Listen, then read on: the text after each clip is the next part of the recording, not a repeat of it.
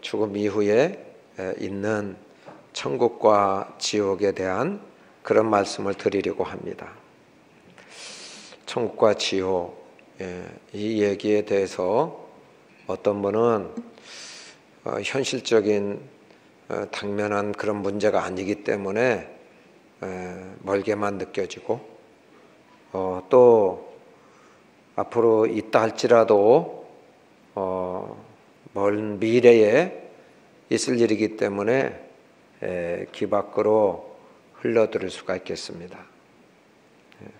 그런데 이 말씀은 아주 우리가 진지하게 들어야 될 그런 말씀입니다. 성경은 인간의 이야기가 아니고 신이신 하나님의 말씀입니다. 사람들은 잘 모르는 것을 추측해서 가정해서 얘기해요. 그것이 진화론이에요. 다윈이라고 하는 사람이 이 세상이 어떻게 생겨났을까 가만히 생각해 보니까 어떤 큰 물체가 폭발이 일어나서 지구가 생기고 태양이 생기고 이런 우주의 행성들이 생겼다는 거예요.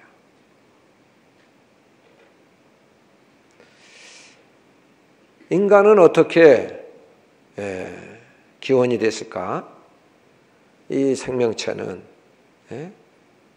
어떻게 이렇게 오늘날 인간이 됐을까? 우연하게 어떤 생명체가 진화되고 발전해서 끝내는 원숭이가 되고 원숭이가 사람이 됐다는 가설이에요. 근데 성경은 하나님 말씀이기 때문에 영원 전부터 계신 그 하나님이 다 아시는 사실이기 때문에 확실하게 분명하게 우리에게 성경을 통해서 말씀해 주고 계세요. 태초에 하나님이 이 온 우주 만물을 만드셨다는 거예요. 그리고 마지막 6째 날에 사람을 만들어서 하나님급으로 하나님 형상으로 만드셔서 이 세상에 사람이 존재하게 됐다는 거죠. 하나님께서는 이 세상을 당신이 만들어 놓으시고는 사람을 위해서 모든 것 다 준비해 놓으시고 사람에게 마음껏 누리며 마음껏 살으라고 복을 주셨다는 거예요.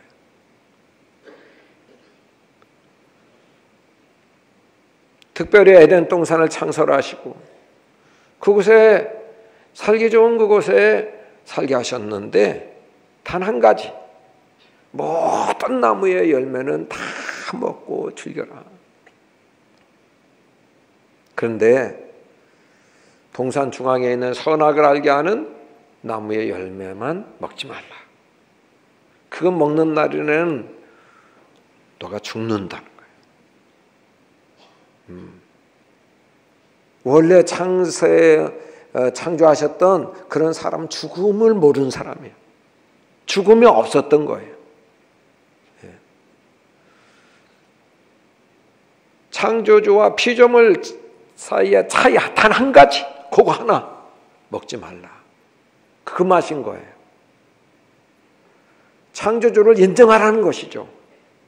피조물의 피조물 된 것을 인정하라는 것. 모든 만물의 주인 되신 것을 인정하고 창조주의 뜻에 따라서 살라는 그런 말씀이 되겠어요. 그런데 사람들은 마귀에게 속아서 하나님처럼 된다고 하니까 하나님의 금하신 것 먹어도 절대 죽지 않는다고 마귀가 속여서 그 꾀임에 넘어가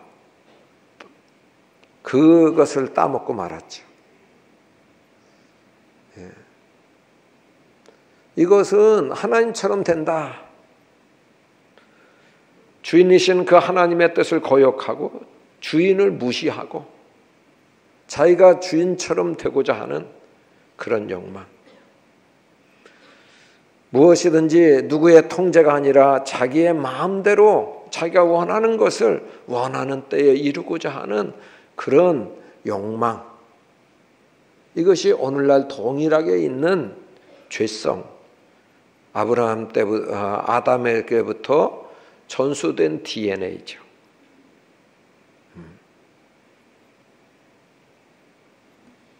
자, 그러므로 말미암아서 이 아름다운 세상에 죄가 들어왔고 죄에 대한 대가, 그 처벌로 질병과 고통과 근심과 슬픔과 눈물과 아픔, 죽음이 온 거예요.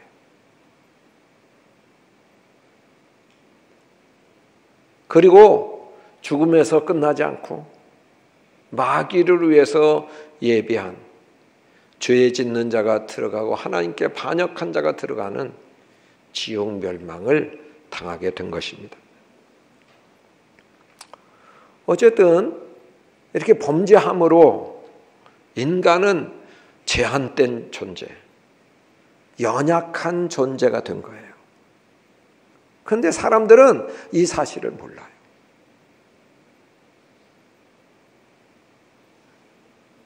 성경은 진리의 말씀인데 인간은 어떤 존재인가 분명히 말씀하고 있어요. 이 육체를 입고 사는 이 세상의 삶은 잠깐 보이다가 없어지는 안개 같은 짧은 인생.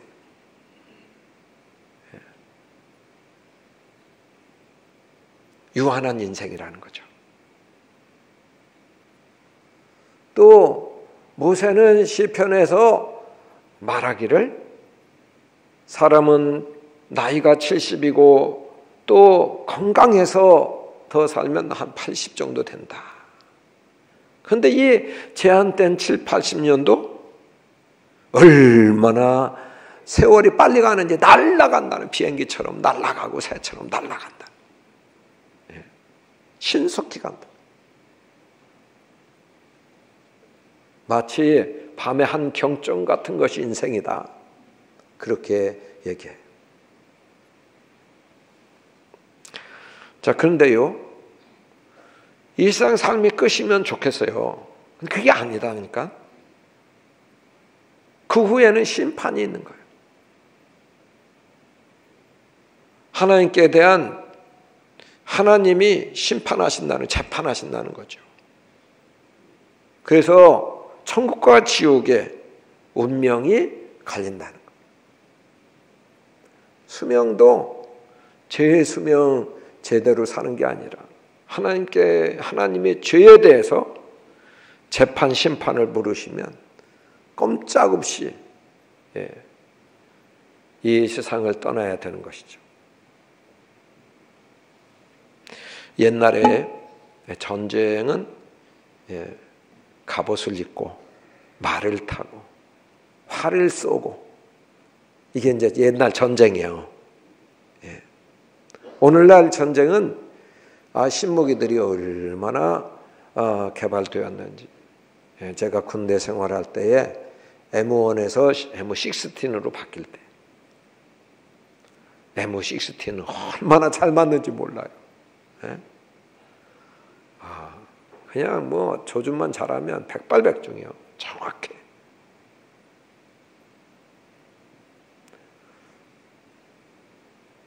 요즘은 컴퓨터로 다 조준하거든요.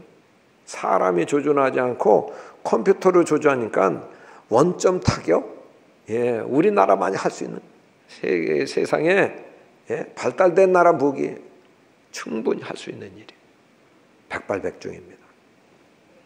근데 여러분, 갑옷 입은 사람, 이 장수가 말을 타고 이렇게 달리면서 싸우는데 활로 쏴서 맞춰 죽인다. 거의 불가능한 일이죠. 그렇잖아요. 가만히 있는 물체도 활로 쏴서 맞추기가 힘드는데 움직여. 그런데 갑옷을 입었어요. 힘든 거예요. 자, 근데요, 갑옷도 자세히 보면 두 부분으로 나뉩니다. 갑옷과 갑옷 솔기가 있어요. 그래서 갑옷은 쇠로 되어 있고요. 갑옷 솔기는 천이나 가죽이나 끈으로 되어 있어요. 그러니까 갑옷 솔기 부분은 뭐냐면 머리와 몸통을 잇는 목 부분, 팔도 움직여야 되니까는 그 몸통과 팔, 그리고 팔굽, 그리고 또 다리에도 이 허리와 다리, 그리고 무릎 부분, 이런 부분이 이 갑옷 솔기 부분이 되겠어요. 물론 얼굴은 노출되죠.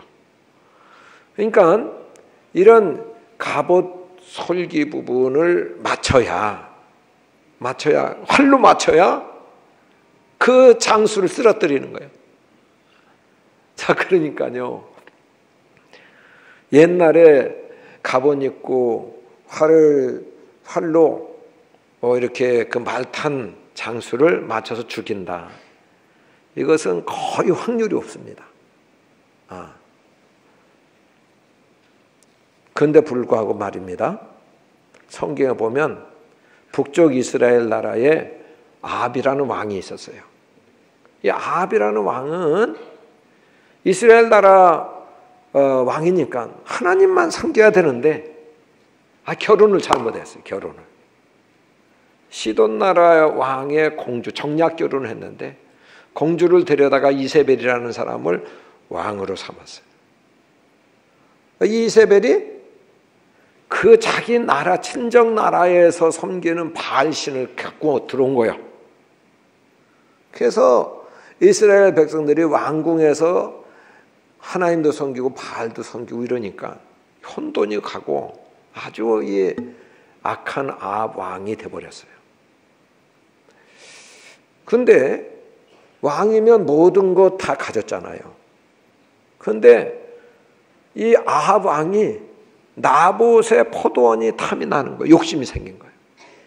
왕궁의 그 근처에 있는 이 포도원, 나봇 오라고 그러죠.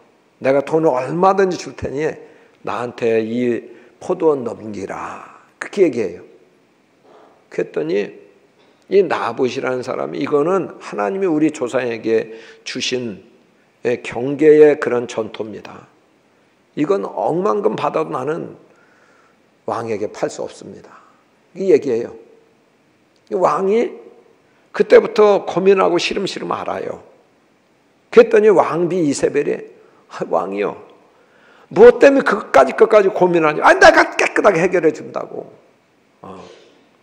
그러고서 이세벨이 음모를 꾸미고 얘기하죠. 많은 백성들을 불러 모으고 두 거짓 증인을 세워요.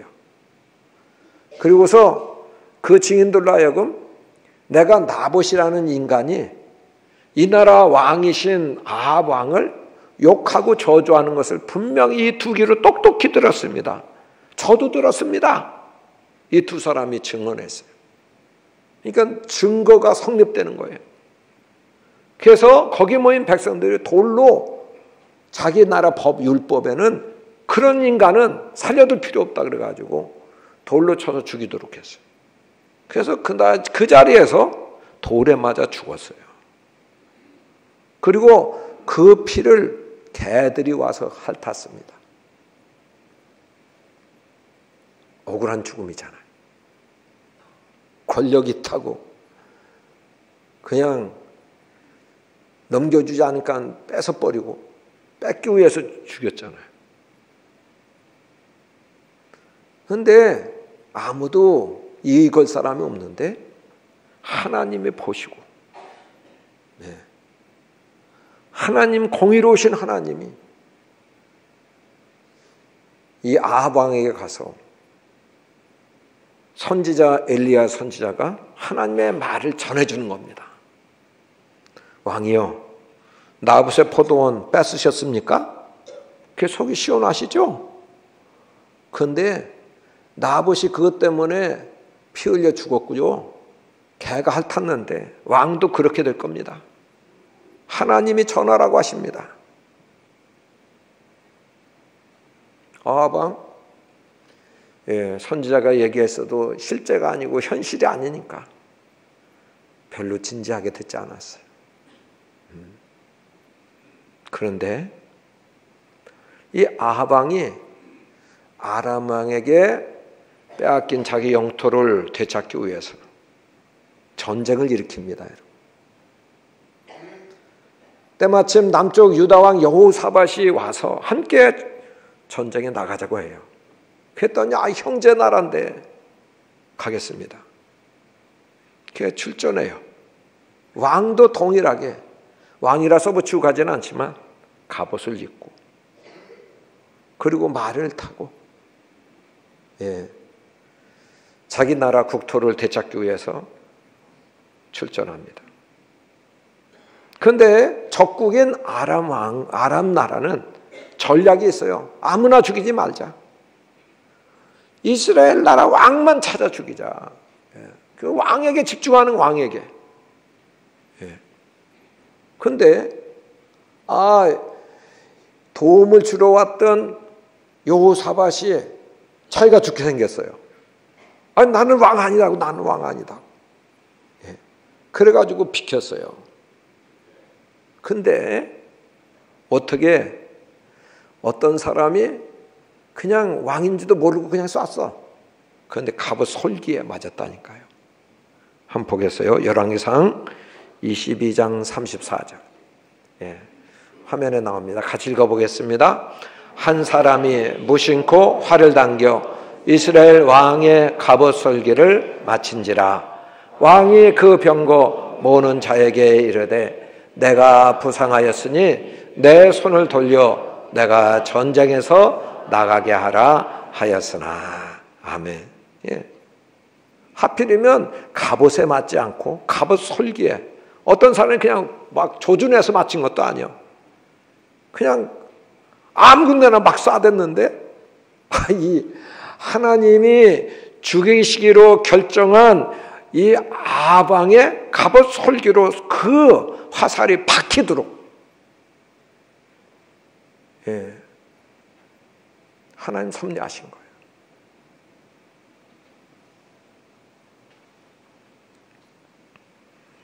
여러분, 대개 사람들이 말이죠, 자기는 갑옷 때문에 갑옷 믿고 죽음과 상관없는 사람인 줄 알아요. 갑옷 인생인 줄 알아요. 인생의 본질을 잘 모르는 사람은 갑옷 솔기 같은 연약한 사람, 화살을 쏘면 맞아 죽을 수밖에 없는 사람, 이런 사람인 줄을 몰라요. 갑옷 솔기 인생인 것을 몰라요. 돈이라는 갑옷을 입고 명예라는 갑옷, 권력이라는 갑옷, 젊음이라는 갑옷, 건강이라는 갑옷, 든든한 직장이라는 갑옷, 이런 거 입으면 나는 죽음과 상관없어. 죽음은 멀리 있는 거야. 천국과 지옥 이야기 듣기 싫어.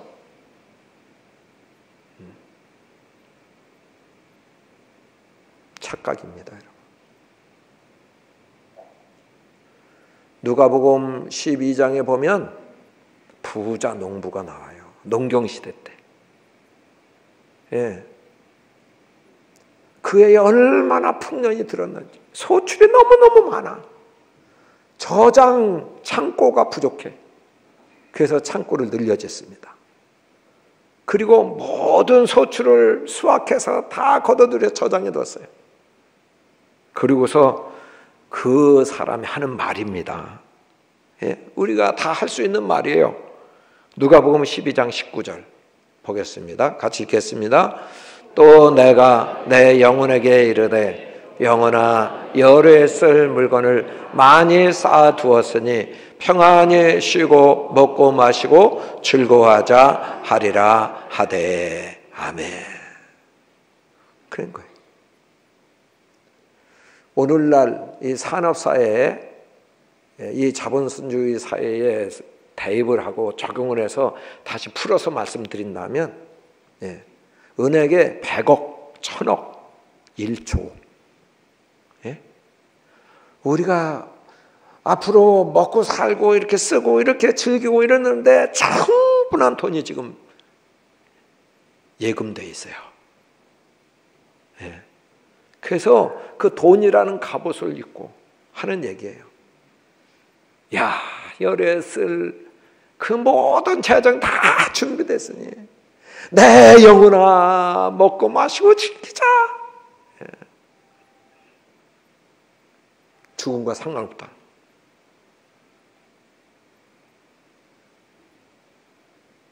그런데요, 주님이 그 얘기를 들으셨어요.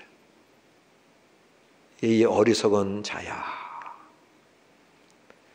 오늘 밤 내 영혼을 내가 부른다면, 찾는다면, 데려간다면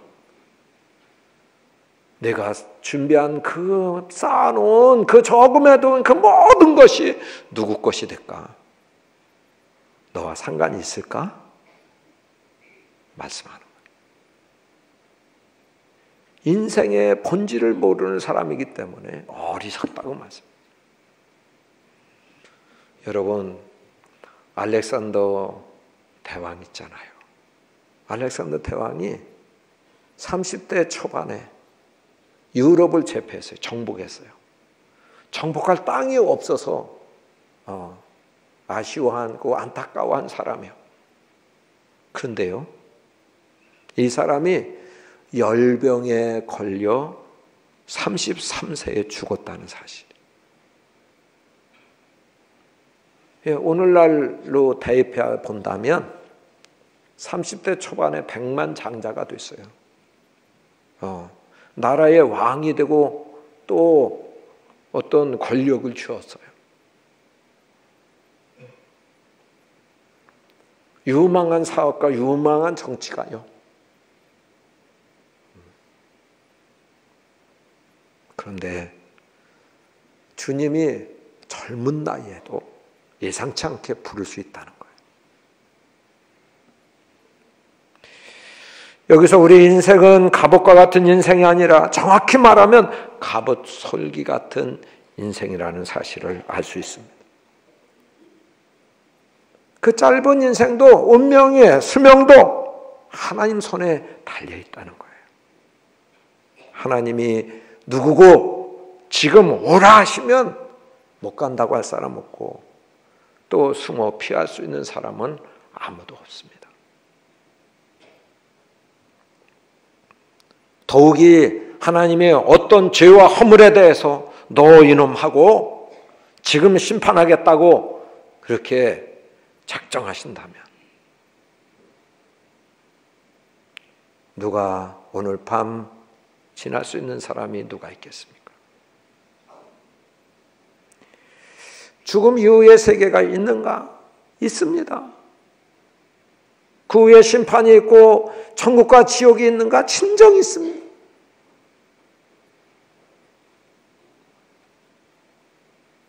대부분의 사람들은 이 세상이 전부인 줄 알아요. 죽음이면 끝인 줄 알아. 그래서 피치 못할 상황이 오고 낙심할 상황이 오면 극한적 선택을 해요. 그 이후의 세계를 모르기 때문에 그런 극한적 선택을 하는 거예요.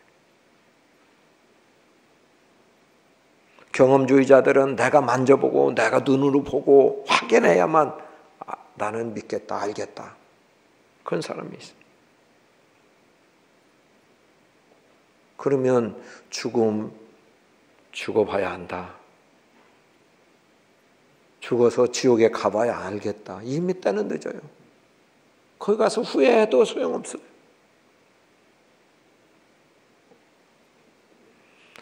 여러분, 죽었다가 깨어난 사람들의 임상 실험을 한 내용을 적은 책이 있어요. 퀴블러스라고 하는 사람이 쓴 사후의 영적 세계, 이런 책이에요. 1시간, 2시간, 하루 이렇게 죽었다가 다시 깨어난 사람. 그들이 어떤 경험을 했는가? 공통적인 경험은 나라고 하는 존재가 영혼이죠. 육신, 이 몸이라고 하는 집에 머물러 있다가 여기서 빠져나와요. 분리돼. 몸에서 빠져나오는 순간 의사는 이 사람 죽었습니다. 선언한다는 거예요. 선언하는 순간 주위에 몰려있던 가족들이 슬피 울며 탄식하지만 나라고 하는 그 존재는 그 광경을 다 보면서도 내가 빠져나왔던 그 집에 들어가고 싶은 마음이 없다는 거예요. 잠깐 머물다가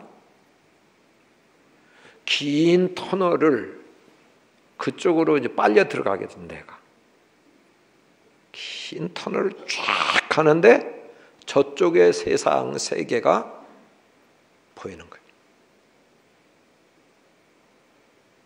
그쪽에 세계에 가서 만나는 분이 계신데 예수님이요. 빛이신 예수님. 그 빛이죠. 빛이 음성으로 말씀하는 거, 너는 세상에서 어떻게 살다 왔냐. 머뭇거리죠. 어떻게 한마디로 요약할 수 있겠어요? 그때 화면에 자기의 일생이 순식간에 CCTV 찍히는 것처럼 그렇게 나타나서 지나갑니다.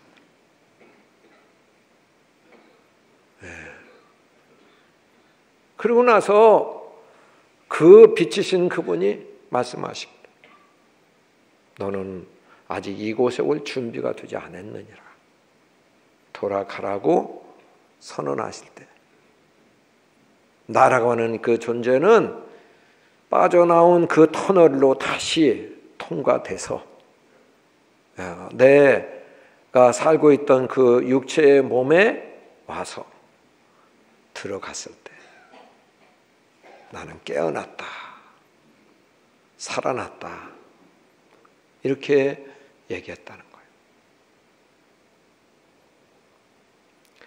여러분, 오늘 저와 여러분이 서로 번갈아 읽은 누가복음 16장 19절 말씀은 예수님이 직접 하신 말씀이에요.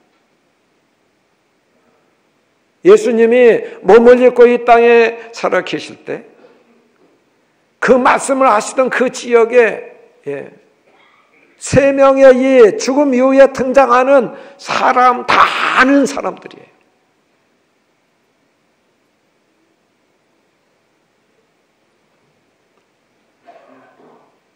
나사로라는 가난한 사람 살았고 부자라고 하는 한 사람 무명의 사람이 살았어요. 동시대 같이 살았어요. 그러다가 죽었다는 거예요. 그런데 나사로는 그 나라의 조상으로 섬기고 있는 아버지처럼 섬기고 있는 아브라함 품에 천국의 낙원에 있다는 즐거운 거. 그런데 이 부자는 이름은 밝혀지지 않았어요. 그 명예를 생각해서인지 어쨌든 밝히지 않으셨어요. 그러나 그 당시의 사람들은 알아요. 그 마을에 부자 아무개 하면 다 아는 부잣집 기와집 하면 다 아는 그 사람이 지옥에 갔다는 거예요. 너무나 뜨거운 불꽃 가운데서 타서 죽지도 않는 막 계속 이렇게 뜨거워서 견딜 수 없는 그런 고통 중에 있으면서 이 지옥에서 천국이 보인 거예요. 그리고 아브라함에게 부탁하는 거예요. 이 지옥에 있는 이 사람이 소리쳐서 아버지 아브라함이요, 내가 이곳에서 뜨거워 죽겠습니다. 목 타 죽겠습니다. 그러니 당신 품에 있는 나사로 시켜서 물 한 방울 딱 위에서 떨어뜨려주면, 내 혀에 그것을 떨어뜨려주면 내가 서늘해서 그래도 좀 조금 잠시라도 살 것 같겠습니다. 이 소원 좀 들어주시죠. 외쳤어요. 아버지 아브라함이 내가 그렇게 하고 싶다만 거기와 여기는 거리가 너무 멀다. 여기서 뭐 물 한 방울 아니라 양동이를 갖다 부어도 거기 안 가. 그러니까 이 사람이요 다시 얘기합니다. 마지막 소원, 마지막 절규. 예? 그것이 27절에서 28절 나옵니다. 한번 보겠습니다. 같이 읽겠습니다. 이르되 그러면 아버지여 구하오니 나사로를 내 아버지의 집에 보내소서. 내 형제 5이 있으니 그들에게 증언하여 그들로 이 고통받는 곳에 오지 않게 하소서. 아멘. 이 고통받는 것 나 혼자 족합니다. 충분합니다. 내 아버지 집에는 아직 내 동생들 5명 있습니다. 이 내 동생들만큼은, 사랑하는 내 동생들만큼은 이처럼 고통받는 이곳에 오지 못하도록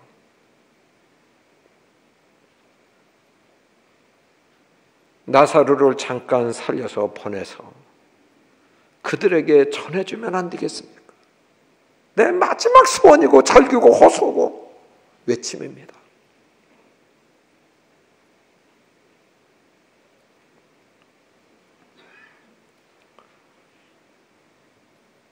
이 지옥의 소리가 여러분 들리십니까? 우리의 가족, 친지, 이웃, 부모, 형제, 지옥에서 소리치는 내 아들아, 내 아들만큼은, 내 형제만큼은 이곳에 오지 않으면 좋겠다. 이곳 통받는 것. 이 소리를 들으십니까? 아브라함이 얘기했어요. 그의 그 소원 요청에 대해서. 거기는 천국과 지옥이 있다는 사람, 있다고 전해주는 사람이 있거든. 거기는 지옥 가지 않고 지옥이 고통스러운 곳이다. 그러니까 천국 갈 수 있는 그런 길이 있다는 것을 알려줄 사람이 있거든. 이미 있기 때문에 꼭 그렇게 구태여 죽은 사람 살려서 보낼 필요도 없고, 산 사람한테 듣지 않으면 죽었다가 깨어난 사람 이야기 들어도 안 듣는다. 그렇게 말씀한 거예요.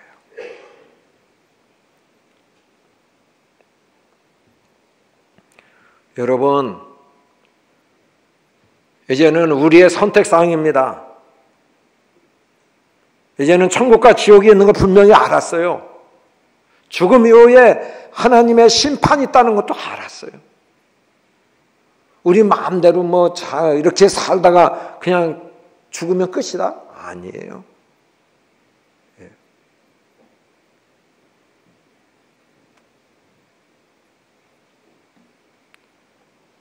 예수님이 이 경고의 말씀을 하신 이유는 이 세상 사람들, 모든 사람들이 예수님 말씀 듣고 단 한 사람도 지옥에 가지 않도록 경고하신 말씀이에요.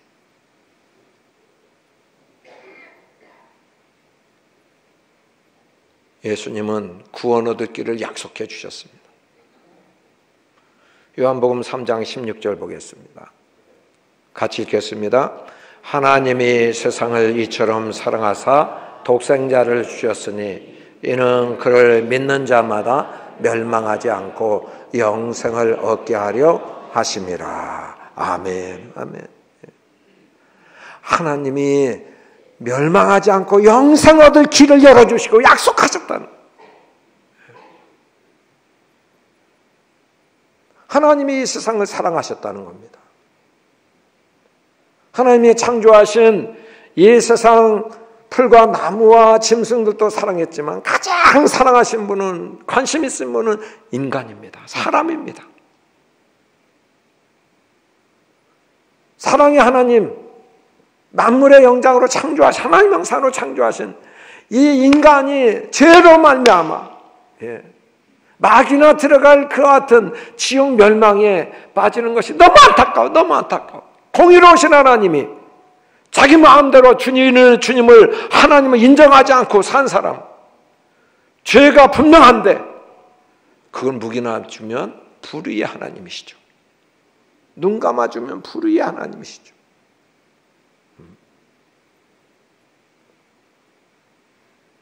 그 때문에 지옥에 갈 수밖에 없는 공의로우신 하나님의 그 판단에 의하면, 재판에 의하면 지옥에 갈 수밖에 없죠. 그런데 하나님은 공의로우신 하나님이시기도 하시지만 사랑의 하나님이세요.